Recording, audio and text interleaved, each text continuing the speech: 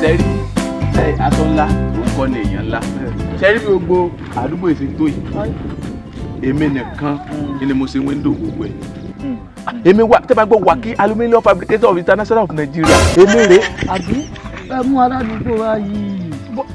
ọ̀rẹ́ báwo máa ṣe bílí pé bọ̀bọ̀ ìlú ṣì gbàdúrà àdúgbò. àbí bọ́ọ̀ yẹn bìlì evidence dà. ó wà lọ́dọ̀ Ọlọ́run. tàwa ṣeré ń bí ní gbogbo àwa ti bi tó dá ń bí tó ń wọ ló ṣe gbogbo aluminium bí ta evidence ta tó lọ́wọ́ Ọlọ́run ló wà. ta ló lè fọwọ́ sọ̀yà gbé ládùúgbò yìí. àdúgbò ìwà dá o. agbádùúgbò tó báyìí tí o. ẹnìkan ní bọ̀ yìí ẹ dàpọ̀ ẹ ra wọ̀dà jáde. ẹ wo ẹ dàpọ̀ ẹ mọ̀ mí. àmọ́ mọ̀ dáadáa ẹ mọ̀ mọ̀. àwọn làwọn mọ̀ mí sẹ́rí bá sẹ́rí pé èèyàn kiri ni mí láti wà. aluminium alálùmíní.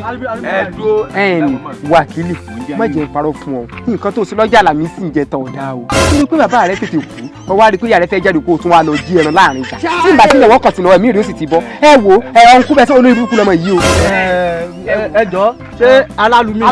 alùmíní wo torí pé ìyá rẹ fẹ́ jáde opó ọwọ́ àlọ́ jí ẹran lọ́jà ìyá rẹ sì ní oṣù lóṣù mẹ́rin àtijọ́ mẹ́wàá tẹ́lẹ̀ o wọ́n tún ẹ̀sẹ̀ wá sọ pé ọmọ wọn jí ẹran òfin wá dẹ̀wọ̀n pétọ̀ wọ́n tún ẹ̀ padà lóṣù mẹ́fà nù ṣé ìyá rẹ ò ní kú ní opó olórí burúkú ọmọ ìbànújẹ́ lọmọ Wákìlì yìí jẹ́ òye sí ọmọ gidi o ìyá bẹ́ẹ̀ sì wà nísìn wọ́n tún lọ́dún kàtàbọ̀ ní òfin wọn tó jáde kí ló dé gan náà nígbà òní wọn rìn fásitì ọba yà wọn lóde ọ̀run ẹ wò kí n sẹ́lá nínú ẹ̀ bá fún ẹtì bọ́ọ̀rọ̀ regulation náà ti ayé ní ti bàjẹ́ nù kù sí. Wákìlì àwọn ẹ̀ka ta mílíọ̀nù ìfà àtúntò yẹ kí n jọ mọ́lẹ̀ gan. ẹgbẹ́ ìbò ẹ̀yin mú tẹ wá sí ọbẹ̀. ẹ mọ tó ṣe. ìfà